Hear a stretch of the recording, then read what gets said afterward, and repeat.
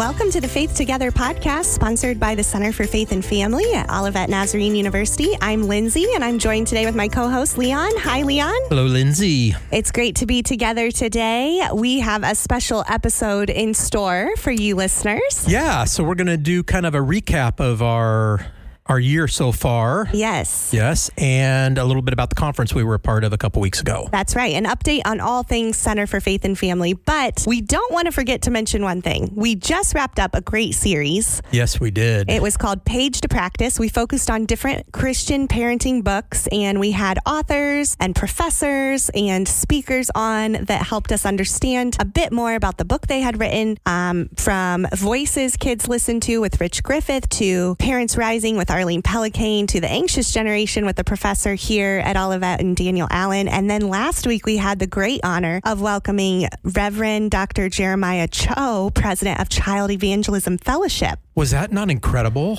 Oh my gosh, Leon. We've had some incredible episodes, but it is probably my favorite one. Yeah, when we got off the air after that, both of us looked at each other and said, that was the best. Yeah. You know, I hate to rank our episodes, right. say one's better than the other, but he spoke my heart, maybe better than I can speak my heart.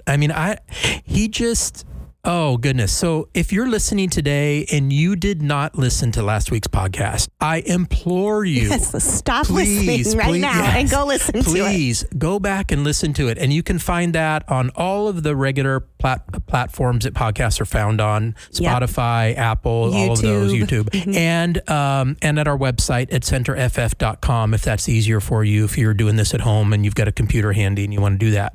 But it was really powerful. I had no idea the impact. I knew about Child Evangelism Fellowship. Yeah. To be honest, I thought it was a bit dated. Yeah. I thought, okay, this is an organization that used to do things that were really impactful like years ago, and today they're probably a little bit out of touch, and they're still reaching people, but not in a kind of contemporary way. Sure. Boy, was I wrong. Well, and it's been interesting because I've heard more and more about CEF volunteers and leaders and coordinators, more so in the last 2 years than I've ever heard before. So I feel like it is really growing quickly here in the United States. Yeah. So just a reminder for those of you who listened to that episode, we were really challenged to consider adopting a school in our community. And because of I don't know if it was a lawsuit or what it was, but the court. Something with the Supreme Court. Yeah, Supreme Court that said they're allowed in the schools, and the schools have to allow you to be there. Of course, you don't want to do that in a very aggressive way. You want to be able to partner with the school. But we have the right to do that in an after-school program using the school facilities. And so he encouraged us to consider that, or a community center or something in the community where you could host kids from using people from the local church who would be committed to that, and then they provide the curriculum for free. Yeah, they do. So what a great partnership and training. That's right. Really, really extensive and thorough training. Yeah, so you can find a CEF. How did he refer to it? A CEF online. But that was the website. But he referred to in the communities. There's the Good News Clubs. Yes, but there's an organization within CEF that, he said, there's 330 of these around the country. Oh, the local chapters. Yeah, chapters. That's the word I'm looking for. Yes. So. Check out, if you're interested in something like this, check out your area to see if there's a chapter there that you could partner with in that. Mm-hmm. Yeah, and I also thought it was really special that their international footprint is so large.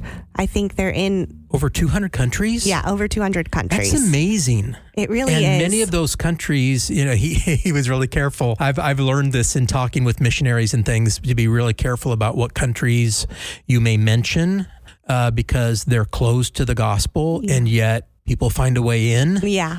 And that there's Christians in those countries, of course. And so CEF has found themselves in many of those countries that otherwise the gospel would not be allowed. Right. Yeah. And I think that's just something that many times our Western minds and our, homes here in the United States, we just think about the kids that are right in front of us, and we forget all of the children around the world.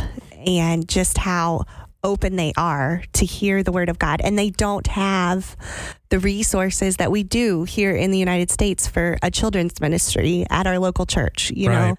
So just the global scope that he brought to, children's ministry as a whole as well was really encouraging and just life-giving to me as listening to him. It was awesome. Yeah, and I couldn't get over the over 330,000 volunteers that they train worldwide. I thought, oh my gosh, how do you do that? Yeah, they have a great team that's mobilized to train and share with one another. So Wow.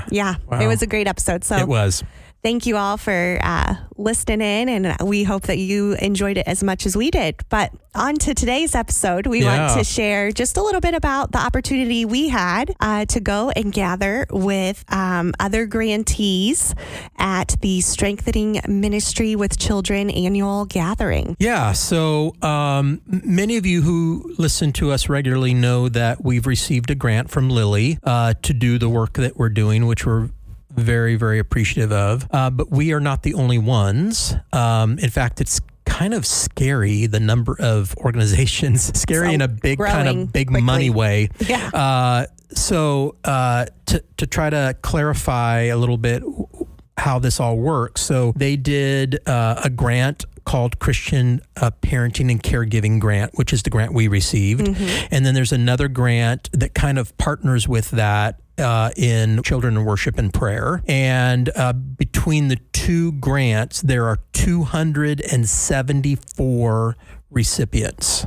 Now, I don't know if they all got 1.3 million because I think that's the top amount and you could actually apply for less. But if the average was $1 million, that's $247 million that Lily has invested in this project, which I find just pretty overwhelming and pretty amazing. Yeah. And then there's one organization through Indiana Wesleyan University that has a grant that manages all of these grant recipients. And so Strengthening Ministry with Children is the name of that organization. Yes. Through IWU, and they're the ones that hosted us. Yes. In Indianapolis. So that's kind of all the backstory. Yeah, it's a lot of different pieces put together, but it is a really lovely experience. That's an annual gathering, and that was our third gathering. Yes. And they have done these grants kind of in phases, and we were a part of what was called the invitational phase. So usually with a grant, you find it posted somewhere, you do the lengthy process of filling out a grant application, and then they let you know if you received it. In our case, we were invited personally to apply. Yes. That didn't mean we would get it, but they invited us to apply. And so we were one of about 25 that were part of that first phase that got the invitation. So we were very honored by that they would think well enough of the work that we were doing here at Olivet that they would invite us.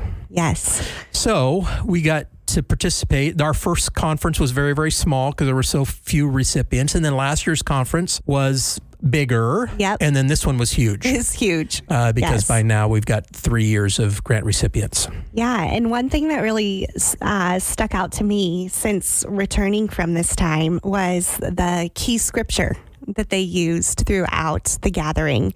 And so I have that pulled up here. It's Zechariah chapter 8 and verses 4 and 5. It says, "This is what the Lord Almighty says. Once again, men and women of ripe old age will sit in the streets of Jerusalem, each of them with cane in hand because of their age. The city streets will be filled with boys and girls playing there."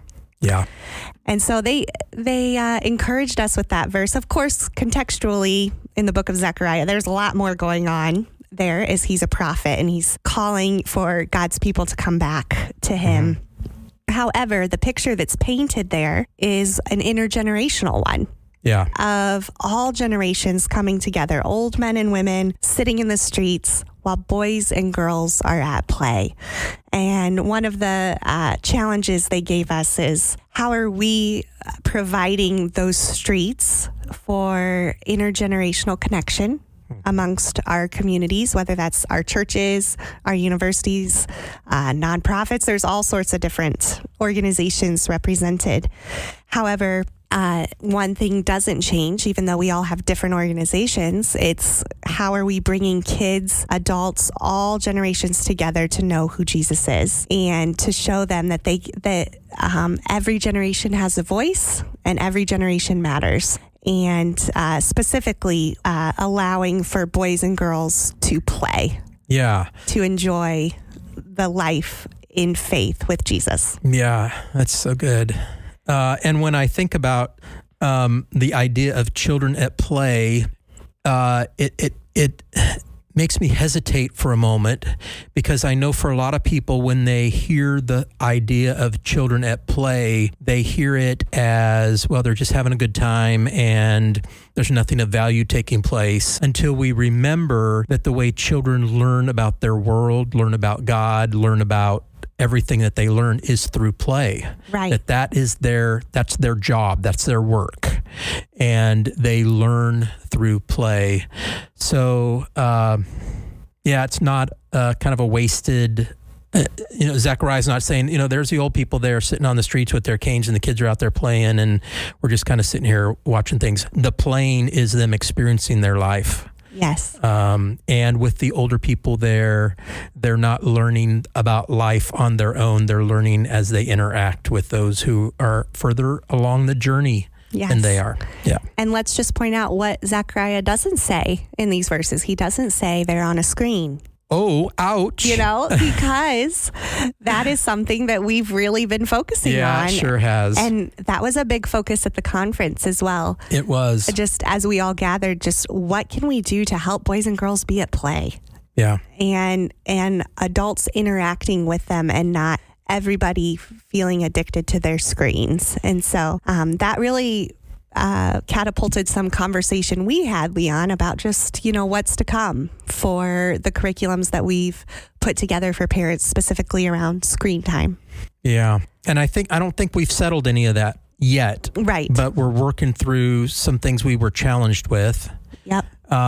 So before we jump maybe into that, let me do just kind of an overview of kind of what the conference is like. And then I want to hear from you about your favorite workshop that you went to. Oh, yeah. So the conference is like many other conferences in that there's keynote speakers and then there's workshops that you can choose from. One of the things that may not be similar is that all we do is eat.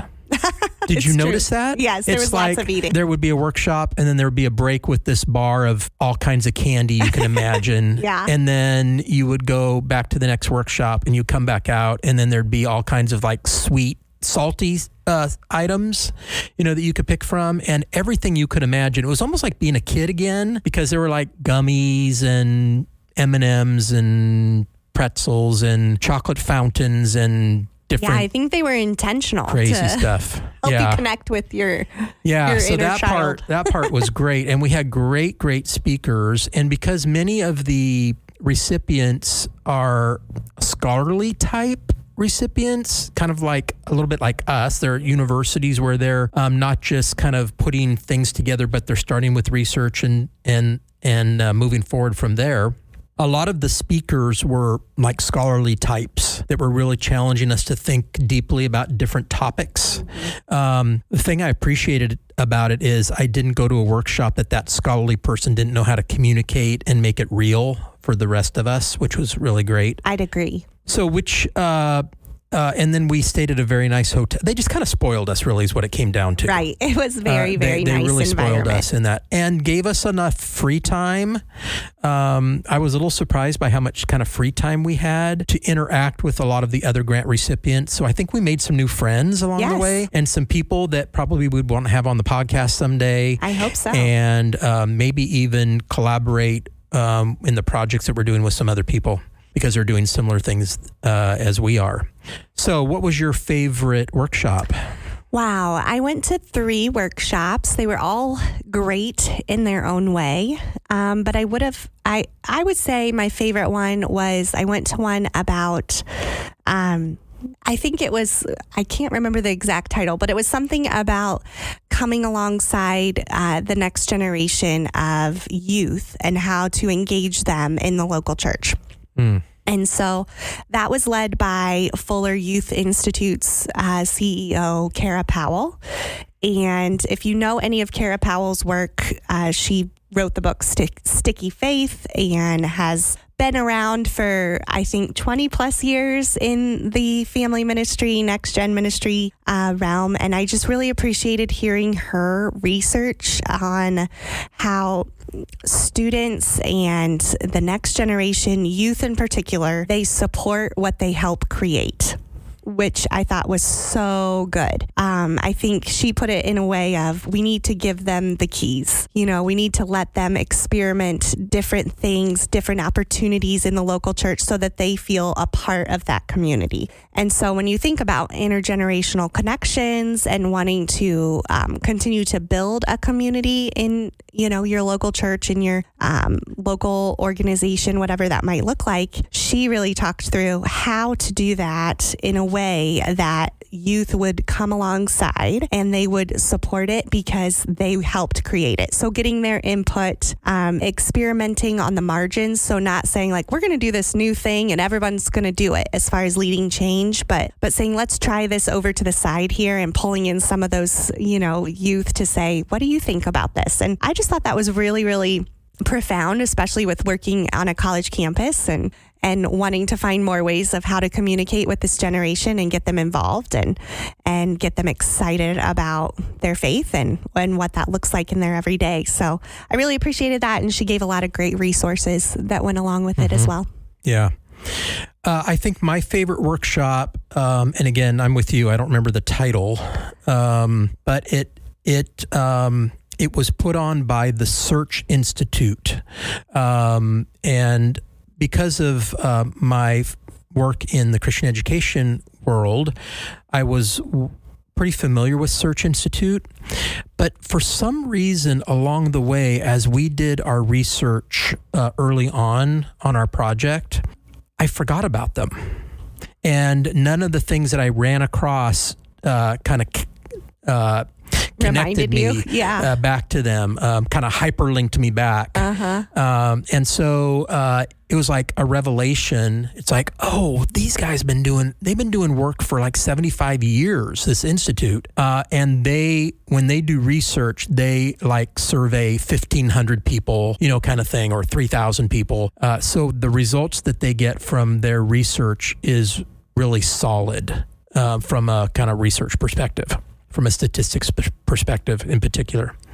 And so I learned a lot from that and got some resources that I think are going to be very, very helpful as we continue doing kind of research, as we're also putting together really practical tools for families and parents in local churches. But in that workshop, they gave us opportunity to interact with each other and to also share some things with the larger group. And the gentleman that sat behind me shared some things. And as he's talking, I'm thinking, oh, I need to talk with this guy. And so afterwards, we got in a little bit of a conversation, and the organization he's associated with has done a tremendous amount of work in a particular area that we're getting ready to do some research of our own with these faith-formed families that we've shared about on the podcast in the past. So just a little review there. Our faith-formed families are a group of churches in the community that are going to team with us and use our screen safety curriculum with the parents in their church. And then they're going to let us kind of study them over a number of months to see if, as Kara Powell would say, if things stuck with them, and if there were certain things from the curriculum that was helpful to them and certain things they would like for us maybe to change or to adapt. And then also see if the things that we're teaching are making a long-term impact, because that's what the truth is, all the work we've done means nothing if parents say, oh, that's really, really important, and then nothing changes. Sure. So anyway, so the work this gentleman was doing is, I think, going to really help us as we give thought to the work that we're doing. So this is one of the things I love about this particular conference, is it gives us an opportunity to connect with like-minded people who are doing some of the same kind of work that we're doing. Not exactly the same thing we're doing, but enough that you can say, oh, there's some things there that would be really helpful. I agree. Yeah. That is one of the greatest benefits of attending and connecting and being able to, like you said, make new friends, but even going further than that, colleagues and champions of this work that we're all a part of. Yeah.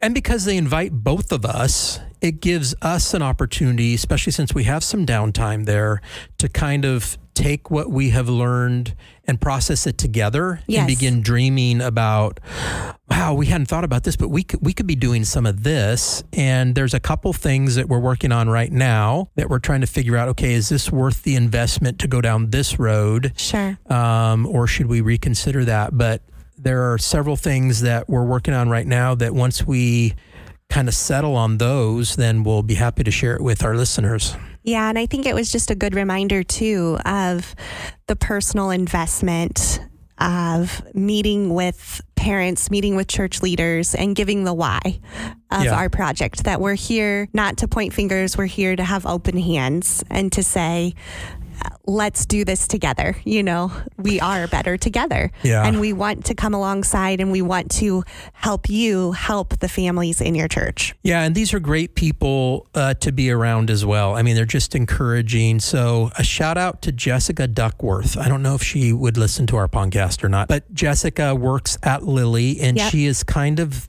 the top dog when it comes to our grant.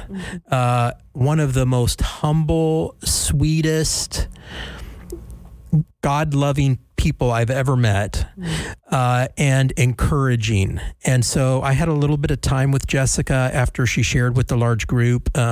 We connected in the first year when I was there by myself at the conference, and there were just handfuls of us that first year. And so I got a chance to talk to her, and she remembered our project and the things we were doing, and she was very, very excited for that. And so her and I had about a half an hour conversation, which I was very honored by. And then, so I ran into her again at this third conference, and once again, she was saying, boy, we're really appreciative of the work you're doing and keep it up. And if we can do anything to help, those kinds of things. I was very, very appreciative. I wouldn't expect that from an organization like Lily, who is about giving out money. Certainly. Yeah. And I don't mean that in a derogatory way. I just mean that, when you're giving out $200+ million. How personal and relational can you be? That's what I was thinking too. It's professional, but they're also very personal. Yeah, and Jessica represents that really well. Mm-hmm. So Jessica, if you're listening, thank you so much for your encouragement. Thank you, Jessica. Well, it was a great couple of days. I'm so grateful to have had the chance to join you there, Leon. And I know that there will continue to be more conversations as we evaluate the project in these coming months. But I know that the Lord is doing good things, and excited to share more of the curriculum and what we have on our website with local churches in our community. Yeah.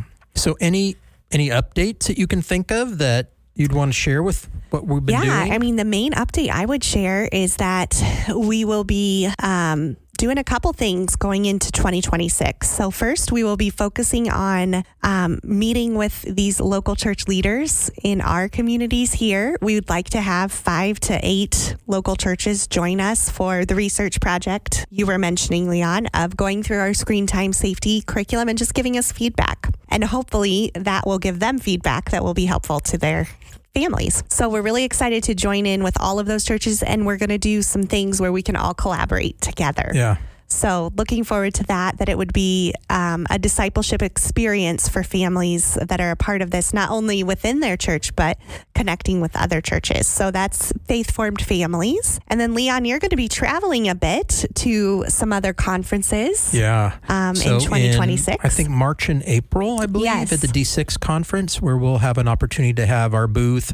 I've been accepted as a workshop speaker, so I'll be doing a couple workshops there, and just sharing the work that we're doing. At this point, we're just trying to get the word out. I mean, this is not like a moneymaker thing. This is not like we're trying to get the word out so we can become a name or make money or whatever.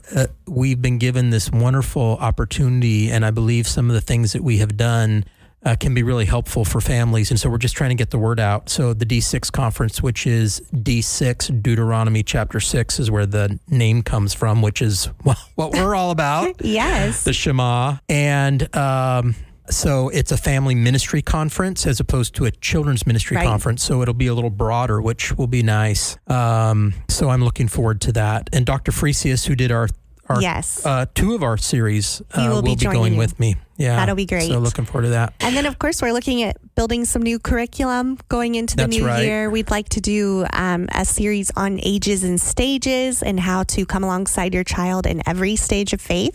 And also one of just household habits of faith, bedtime rituals, things like that that are still in development. Right. And there is one update that you don't know about. That just happened. I'm excited. This past week, and I haven't had a chance to talk to you about it. Okay. So you may remember that after our second conference, we stopped at Shepherd Community. We did. We've talked a little bit about Shepherd Community. They're a Nazarene organization that's a church, but also this huge outreach to the city of Indianapolis. And we, at that point, we had talked with them about the possibility of them using our curriculum. And through some leadership changes and some other things that just kind of fizzled for a bit. Well, they were here on campus recruiting students to be a part of their summer ministry program this coming year. And I had a chance to talk with them, and they did not realize that the ball kind of got dropped along the way. And they have some new leadership. And so they talked to me about that, and they said, we're definitely going to start using this curriculum. Oh, fantastic. And I'm going to connect you with our Hispanic leader, because much of the population we deal with is Spanish speaking. Yes. And so there might be a need, and I think there's going to be, for us to do some translating of our curriculum into Spanish, which we had talked about doing in the past, but we didn't want to do it till we knew that it would be used. Sure. Because it's a lot of work and a large investment to do that. And so it looks like I'm still waiting to hear back from them to settle a few things, but we're definitely going down that road. Well, that's fantastic. I'm so glad. Yeah. So when that project is done, for those of you who are listening that may be connected with a Spanish-speaking community that would love to use our curriculum, but hasn't been able to because of the language barrier, hopefully we'll have that problem resolved soon. Yeah. Wonderful news. Yeah. Thank you. Hot off the press. Hot off the press. Well, it really is going to be a great upcoming year as we continue on in this good work. And Leon, it's an honor to do it alongside you. Yeah. And I'm excited for what the Lord has ahead. Yeah, I'm glad we get to do this together. I can't imagine trying to carry this load. And truth be told, it's a lot more than that. There is something about doing things together that bring a different level of enjoyment, success, creativity that you can't do by yourself. So thank you for joining in with me on this project. So I think the only other thing we have to share is what our next series is. Our next series, can I please share about it? Please. I am so excited. I know you are, because this is your thing. This is my thing. Yeah. This is my time of year. Friends, listeners, next week begins our Advent series here on Faith Together. This year, we will be looking at the theme, Oh Holy Night.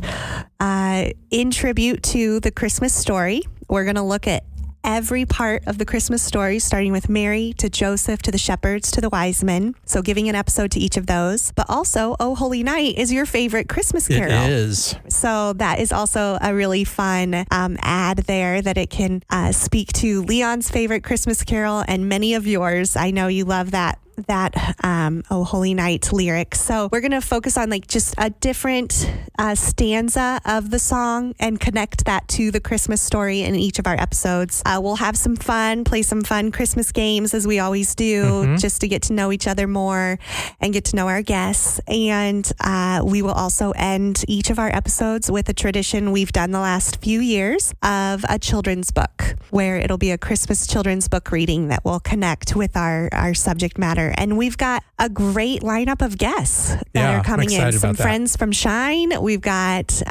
several in-person guests from the Olivet community that will be joining us as we look at Advent and most importantly, set aside time and space to focus on the reason for the season, Jesus. So we hope you'll join us. You might be like, it's coming a little early. Well, we do that on purpose so that you can get prepped at home. So we want to give you just a few heads up of how to make the most of your Advent season. And so maybe what we do now is we encourage parents to go out, if they haven't done so yet, and get themselves an Advent wreath. Yes. Okay, because we'll kind of connect to each of the weeks in kind of a different way than we've done in the past. Right. But they're available on all the places where you get stuff like that. Yep. And I recommend a battery-operated set. Right. And if I remember correctly, Lindsey, I think we have a link to a set on our website, right? Yes. From years past. Yep. So hopefully that link is still live. It is still there. So if you would like one of those, you can grab one of those. And then next week's episode, as we kick off, we will be talking about all the different preparations that you can take for Advent. And the wreath is a great one, but I've got some new ideas to share. Okay. Something new I'm trying this year. All right. Looking forward to hearing that. That I think will be a lot of fun. So can't wait. Christmas is upon us. The holiday season is upon us. And we're just so thankful for each and every one of you for tuning in. And we hope that you'll continue to do that during the Advent season with us. Yeah. So I want to add my thanks for joining us. And this has been a lot of fun for us as we go from one season to the next and get an opportunity to share with you some of the things that we're doing. And most importantly, just sharing some tools and some encouragement to pass your faith on to your kids. When building faith, we are better together.